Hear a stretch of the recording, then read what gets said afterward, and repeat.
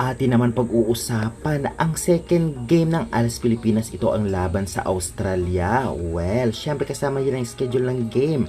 Anong team kaya ang possible na manalo? Kaya syempre before that please, huwag niyong kalimutan mag-like, comment, subscribe for more valuable updates. Ang laban nga ng Philippines versus Australia ay magaganap sa Candon City, Ilocos Sur ngayong June 7, 2026, 3 p.m. Updated schedule. Kaya naman syempre, alam naman nating lahat na palagi nanalo ang ALAS Pilipinas ng mga nakaraang taon laban dito sa mga Aussies o Australian National Team dahil nga sa galing na pinapakita ng ALAS.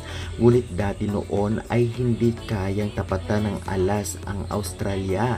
Ngunit ng mga nakaraang taon ay talagang palaban at kayang-kaya na ito.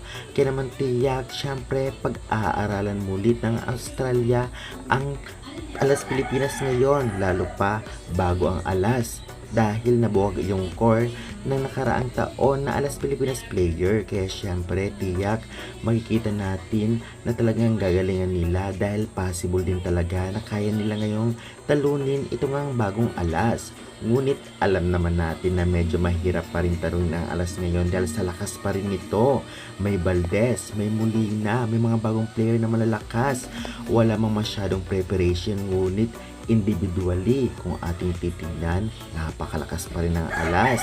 Kaya hindi dapat maliitin ng Aussies ang ALAS ngayon. Kaya tiyak magandang laban ang ating mapapanood ngayong June 7, 3 p.m. na tiyak kung wala man sa venue ang susuporta, tiyak maraming manonood online.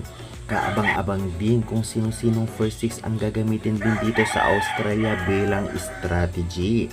Dahil tiyak after ng Australia, malalakas na team na ang makakaharap nito ngang ALAS Pilipinas.